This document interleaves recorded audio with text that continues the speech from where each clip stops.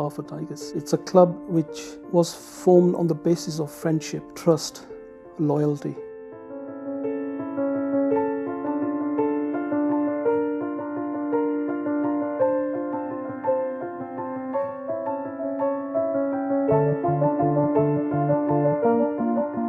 The proudest memory I've had is probably one of the first games I had with Barford Tigers, and working as a team, I was pretty proud of that as well. I've always felt that we were all mates, we were all mates. So playing hockey, you're on the pitch, the whole routine of turning up, meeting, travelling, getting changed, playing. It gives me a lot of pride actually. To be part of the club is something which I really value. I quite often talk about Barford Tigers. It gives me a sense of being belonging to something and something which is really important. For me, Barford Tigers has been a journey. It's not just a question of playing a game. And we've been very fortunate that we've had some excellent players who've contributed not just in terms of playing hockey, but they've also contributed to running the club and keeping the club together.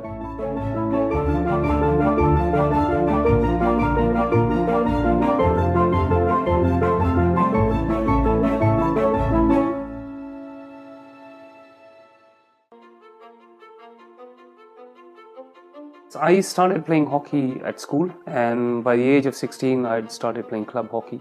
There's a very famous club in Kenya, so I started playing with Sikune Nairobi. It was quite funny, we had no money, so we didn't have any ticket money to get into those stadiums when the hockey club was playing. And the only way for us to get into those stadiums was one, either try and walk in with the team, which normally didn't work. The second best thing for us to get in was to say, actually, we'll be ball boys. I was born in a town called Nakuru, which is in the Rift Valley. The joy of that was in the evenings, all the kids in that area, we would all be out with our hockey sticks. Yeah, I didn't play hockey in Pakistan, I was a cricketer. Came to school, we had a teacher called Henry De Silva, and he saw me playing cricket and he asked me, where are you from? And I told him Pakistan. And he said, did you know that your national game is hockey? You're Olympic champions? I said, no, I didn't know that. So he said to me, you should play hockey, young man. I said, I don't want to. Too dangerous. And he said, well, if you want to stay in this school, you will play hockey. So that's how I started hockey. In 1965, Malcolm Challoner was a young teacher. He actually replaced Mr. Silver.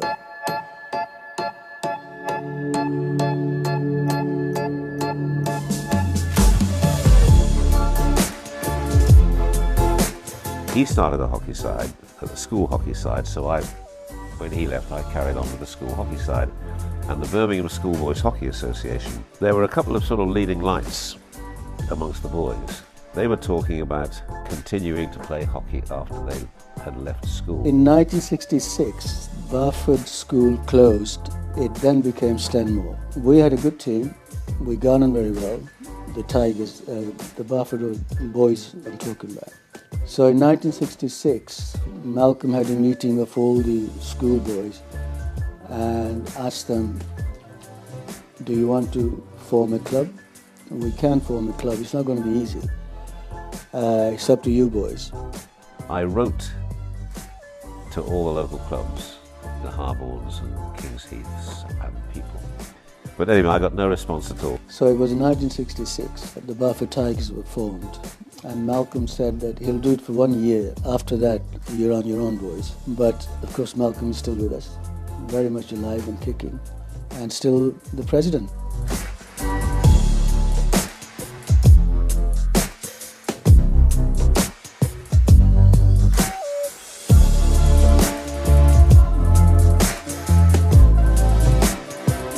I think I was probably quite a decent teacher in the old-fashioned style. The club functioned primarily because of Malcolm Challoner. He was Mr. Barford Tigers. He ran the club on his own to start off with. I joined Barford Tigers in 1980. That was my first season. I was with Barford Tigers from 1980 till 1983. Barford was a mainstream club at the time, playing good level hockey.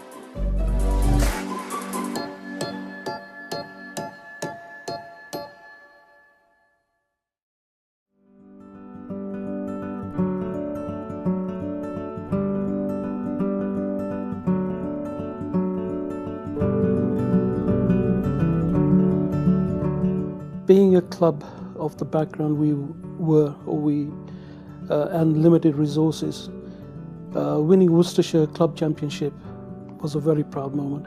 Getting to the finals of the National Indoor Championships twice was memorable, and qualifying for the Nationals was memorable.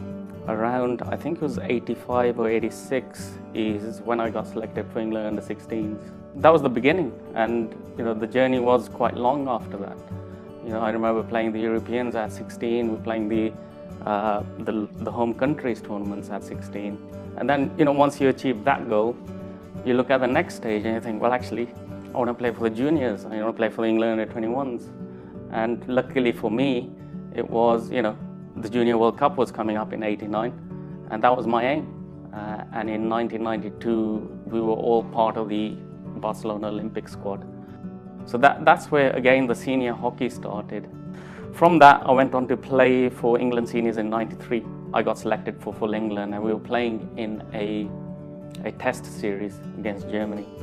And we beat them, and that was the first time England had beaten Germany since the '86 World Cup. So I think for 7 years they hadn't beaten Germany. Play against people that have played the Olympics, which is something just honourable as anything. These guys, and then when they play you, they're actually they enjoy the club, they enjoy the atmosphere, and they love the way we play hockey. Tigers has a certain brand of hockey, which is something that we've never taken away. We don't play defensive hockey. We play good attacking hockey, and whether that's we just got promoted or whether we got relegated, we stick to a certain brand of hockey. The first time I got involved in hockey when I was 9 years old. Early memories were pretty tough because obviously I didn't know how to play, and it was kind of hard fitting in with everyone being high class, so it was pretty tough at the same time, but I did enjoy it as well. The encouragement of others was a huge thing, but also the important fact was if you don't start playing sport from a young age, and 14 is never too late to start, but you're more likely to continue as you get older. And I suppose as I got older and matured and realised the health benefits from involving in sport, something which still now motivates me. I relied on club members to help me when I was a child to develop my hockey. The elders they're always there, not only to play themselves but also to encourage the others as well. I think it just keeps that connection going for the older people, gives them that sort of reach back into the club. Hockey, you make lifelong friends. You're very loyal to those friends. So and you learn how to work in a team.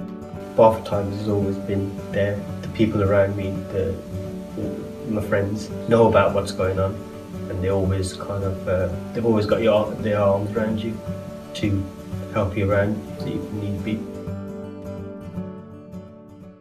The Tigers started up in an era where we played on grass nearly always. There were some shale or weather pitches around. Barford Tigers hired pitches for their home matches from Bourneville. The tactics of the game changed when we moved away from grass. Well, hockey, from the days I started playing, there's been numerous rule changes. The services have changed. The game has become a lot more scientific. In terms of the sport itself, it has progressed or changed for the better. But sometimes all these changes have had a detrimental effect to the entertainment value of the game. We train Tuesdays and Thursdays. It tends to be the normal time, and Tuesdays tends to be for the whole club. Thursdays is just predominantly first and second team. Outside of the two training sessions on a Tuesday and Thursday as well, so everybody's working hard pre-season and throughout the season as well. In terms of the actual coaching itself, I do that take it on a Thursday. We have people travelling from all over the country. It's a good atmosphere. The guys come with an intent to work hard. Whereas when everyone would get together, train together Tuesdays, Thursdays, your hockey improves, but your relationship improves. For the next person you're playing with, all of a sudden you say, when you do this, I do this, you build your partnerships, you build your relationships, and that all comes from training. Match days is impossible to build that because you're turning up, you focus on the match, you play the match, and then after the match you're so shattered you just need a bit of a breather. But during training is when you can have those talks, when you can build this relationship, and you can actually build an understanding between one another. So let alone friendship is massive for hockey as well. In the current first team, we probably have 8 to 9 players that have been brought up through the first team, been playing since badges all the way through. And these guys are some of our best players as well. And if you're a youngster, you see the first team playing at a high level, having that banter, having that sort of relationship so everyone gets along enough, you sort of want to be part of that, and it's always the aim. And I think to be a youngster and to promote youngsters, you need that first team to sort of be the sort of leaderboard on the top, so everyone sort of drives towards there. And of course, the other great thing about hockey is it really, people can play from the age of 6 to 75 or plus. So it's not a sport that you have to give up in your 30s or 40s. You can, as long as you can just about walk. So again, the sport of hockey caters for almost all ages. Atmosphere for hockey is a massive thing. You're not going to get your 10s and 20,000s of people, so you may only get 20, 30 people standing by the byline, but that makes you sort of think, okay, brilliant, people have come out, given up their time to come watch you. And you're talking youngsters who can inspire to old veterans who have played probably better standard hockey than yourself. So it's a matter of, it sort of gives you that thing, I want to perform, I want to do even better. And then it sort of builds a club, I think. Without that, you don't have a club, you have a team. The history of Barford Tigers has not lost many players to other clubs. And that speaks a lot for the club in the sense that the family sense you get from the club. I think, you know, one, it sort of supports the schools around the community. It gives the community a place to go if they feel they want to play sport. That little girl, little boy running around at 4 or 5 years old will hopefully be with Barford in 10, 15 years playing for the first team. We pick up a lot of kids from grammar schools who want to play hockey, and these kids have not been really exposed to hockey until they get to grammar schools. And when they want to play hockey, they find out, you know, which is the local club, and Barford comes up. And I think that is why, one of the reasons I still think that 50 years on, the club is still running, the club is still functioning with limited resources. That selfless giving to the club without expecting anything back in return, which has kept the club together. And not just belonging to a hockey club, but belonging to a family. The people in Tigers I care about a lot, and I do see them as my family.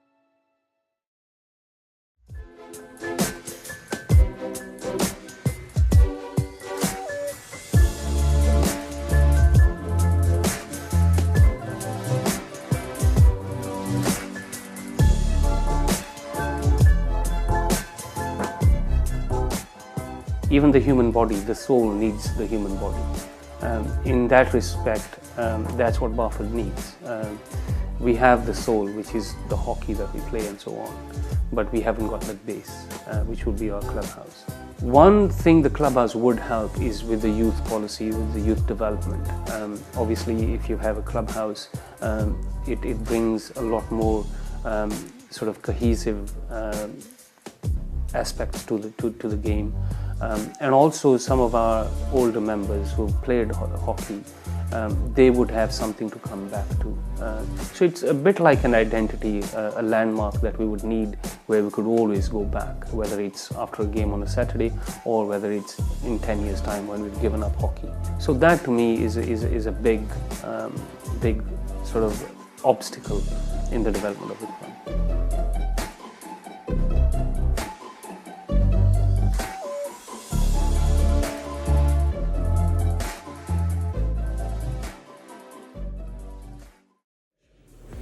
Please welcome our celebrity host for this evening, the one, the only, Hardy Coley! For me, it's refreshing to see a hockey stick being used in the correct way by brown people, as opposed to a Gurdwara committee meeting. I'm a passionate believer in Birmingham and the surrounding areas in the black country, country of colour. The African American country. I think in terms of community cohesion and integration, you steal a march on anywhere else. Will you please welcome the man, well, without whom none of this would happen. Mr. Challoner, where are you? Come on. We heard a little bit about how the club started, but you sort of came from a hockey family. Hockey was in your blood, wasn't it? Yes. Okay. He's only saying that because he doesn't want to stand up for a very long time. There weren't any clubs that this particular group of boys could join as a group.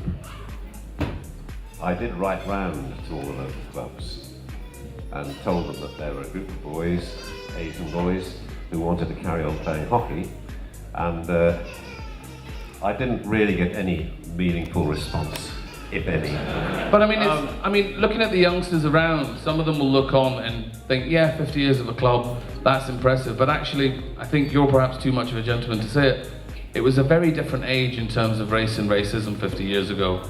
It was, and hockey was by and large a very sort of low-key, uncompetitive sport in those days, and even in a big city like Birmingham. I mean, even the big clubs perhaps had 3 teams. They wouldn't have had youth sections or any coaching system or anything like that. So when they said they weren't able to take a group of a dozen or more Asian lads straight out of school, age 16, there was, I mean, they obviously weren't going to try very hard, but it would have been difficult, yeah. I played for Glasgow Asians. I don't know if you're no, you wouldn't be. We won nothing. And I only ended up in goal because my brother was hungover. There does seem a magic. I mean, I'm just looking through, some people have travelled from a long way away. I mean, I believe the original captain, Gurnaam Singh, is here all the way from Canada, ladies and gentlemen. I was speaking to a guy earlier on who has come all the way from Letchworth to be here. So, what was the magic you created? What was it? Was there a moment when, in that 50 years, you thought this is something special? I mean, apart from sending players to play for England and, you know, represent at a national level, was there a moment at which you thought, God, we've created something here? On the playing side, I think strangely, the biggest moment was when we won the county championship, because in those days, the 1970s, that was the holy grail. That was the achievement. That hockey was organised on a county basis, and if you won your county championship, then you moved into a national competition. There wasn't really any other competitions outside of the counties. It took us a long time to win it. Quite a few appearances in finals and hard luck stories, I might add. Surreptitious Bourneville feat, but. Eventually we did, and I think on the playing side, at the time, that was probably the proudest moment, really, because we'd done it at last. In other respects,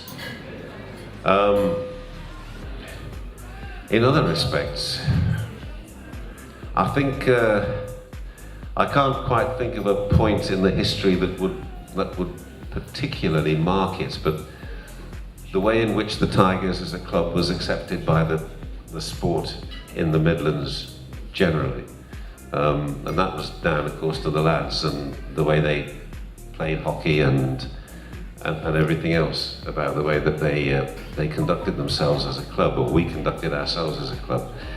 The loyalty and the camaraderie and the family feeling about the club. I mean, it's hugely emotional. That's what sport's about, you know? That was a statement more than a question. But it sounds to me like you play a very attacking style of hockey, kind of like the Tottenham, except you win things, which is perhaps the marked difference. What's the next 50 years hold for the club? It depends on the members, really. If the members want to keep it going, then they will keep it going. I don't really see hockey becoming a big spectator game somehow, either for real or on telly. I don't really see that happening. So one of the beauties of hockey is that it's played by people who are prepared, by and large, to pay for the pleasure of playing. They pay themselves, and they feel they owe something to the sport, I think, because of that, and they appreciate what the sport gives them. So if the guys want to keep it going, and I'm sure they will, knowing some of the characters sitting in front of me here, they will. I mean, I might disagree with you. I might think hockey might become more popular as we increasingly become disillusioned with football. You know, as a friend of mine says, why would I want to watch 22 multimillionaires chasing the ball around the park? And given the recent vote, they're going to be less interesting players here for obvious reasons. Didn't think that one through, did you, bloody League voters? I think I'd like to mention the Deegan family, really, because they have, as a family, given so much to the club and continue to do so, and in spite of a more unhappy time, which some of you will know what I'm alluding to. I think the amount of hours that that family has given to the club is absolutely unbelievable, really. My 40th anniversary speech ended thus, and I'm going to read it again. I think the future looks good, I said, for those of us who have made the journey. Tigers has been a second family. 5 decades, I've added 4 in the original speech, 5 decades of enjoyable hockey, entertainment, excitement, a myriad laughs and triumphs, a few tears, great and long-lasting friendships. That's the important part of it all. So, once again to everybody, thank you all for coming tonight. To adopt,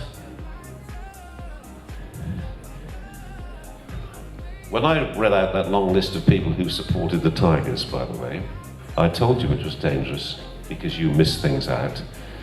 And the group of people that I missed out was our very generous sponsors. We've had an incredible amount of support from the local community. So, to all our sponsors,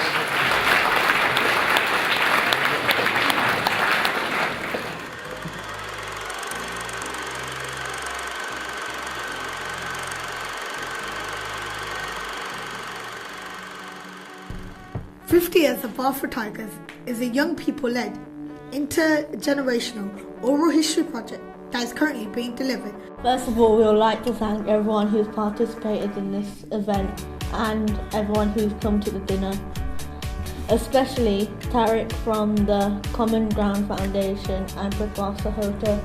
The project is supporting a small group of us young people from the club to capture the memories of people who have contributed to making the club such a success today.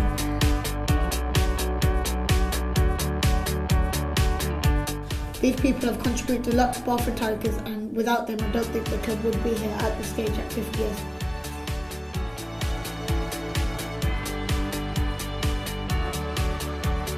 This is important because memories about the club that could otherwise be lost will now be saved for future generations from now. This project is about celebrating the heritage of Barford Tigers and its legacy. It is also about promoting awareness of problems of youth development in hockey, prejudice and volunteering.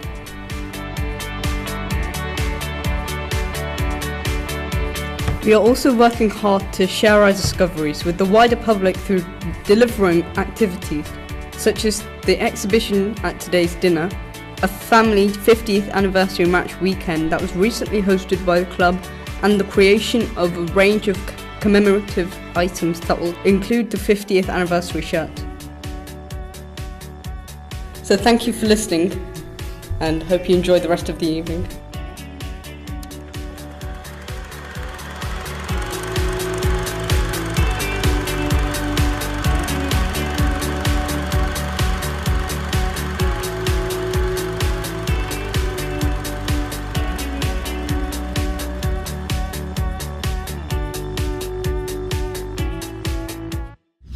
first person I want to call on the stage is Gurnamat Kar, who was the captain, flown in from Canada, and his lovely wife, but only you on the stage, please, Gurnam. The second person I want to call on the stage is Asif Ali, who was the vice captain in the first year. He obviously, you saw it on the video, he did go on to captain the first team, and he's current vice president. Both of them vice president, obviously, goes without saying. The third person I want to call on the stage is Mangi Rai, who is also flown in from Canada. That's dedication.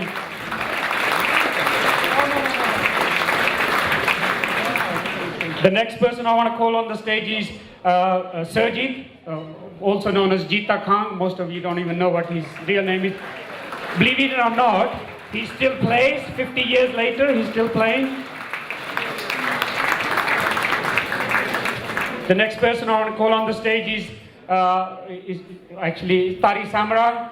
Tari, will you stand up and come across? Thank you. Thanks, Tari. You know, this guy's been the same size since I knew him in 1966, believe it or not, both height and width. The next person is Rashpal Shergill. While Rashpal's working up on my list, Harry Mangert. I know he's not the same age as this. He was 13 when he joined the club, and at the age of 14, he made debut for the club.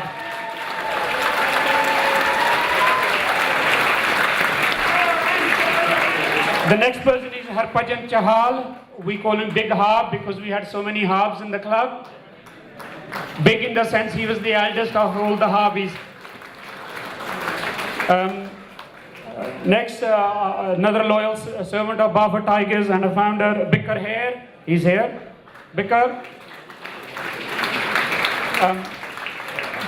Finally, not because he's not important, I didn't see Jinder, and I don't think I've seen him for a long time. So I know Jinder is here because I just shook hands with him. Jinder, stand up, please.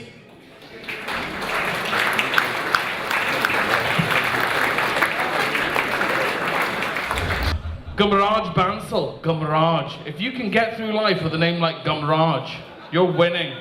Gumraj, well done, son. Avraj Bansal, these are just made up names, aren't they? These aren't actual real names. Someone's just got a Scrabble set and a little bit too much Canadian club. Avraj, Hamraj? Any other Raj? Days of the Raj, Bansal. Abhijit Singh, Garampreet Sandhu, Garampreet.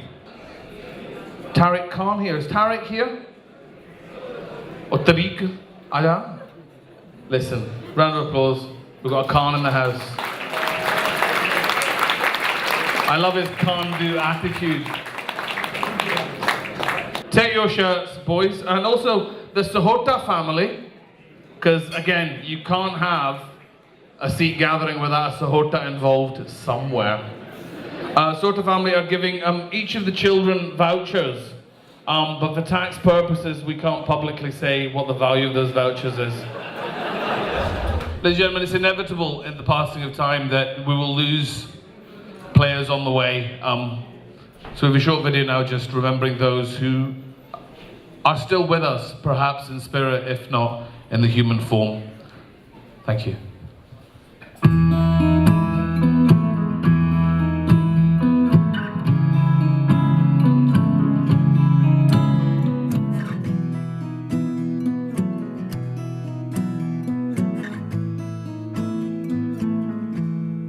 Loving can hurt. Loving can hurt sometimes, but it's the only thing that I know. When it gets hard, you know it can get hard sometimes. It is the only thing that makes us feel alive. We keep this love in a photograph. made these memories for ourselves, where our eyes are never closing, hearts are never broken, and time's forever frozen still. So you can keep me inside the pocket of your ripped jeans, holding me closer till our eyes meet, and you won't ever be alone. Wait for me to come home. Loving can heal, loving can mend your soul, and it's the only thing that I know. I swear it will get easier. Remember that with every piece of you. And it's the only thing we take with us when we die. Keep this love in its photograph. We made these memories for ourselves, where our eyes are never closing, hearts were never broken, time's forever frozen still. So you can keep me inside the pocket of your ripped jeans, holding me closer till our eyes meet. You won't ever be alone. And if you hurt me, that's okay, baby. Only words bleed inside these pages. You just hold me. I won't ever let you go. Wait for me to come home. Wait for me to come home. Wait for me to come home. Wait for me to come home. Oh, you can fit me inside the necklace you got when you were 16, next to your heartbeat where I should be. Keep it deep within your soul. And if you hurt me, well, that's okay, baby. Only words bleed inside these pages. You just hold me. I won't ever let you go. When I'm away, I will remember how you kissed me under the lamppost back on 6th Street, hearing you whisper through the phone. Wait for me to come home.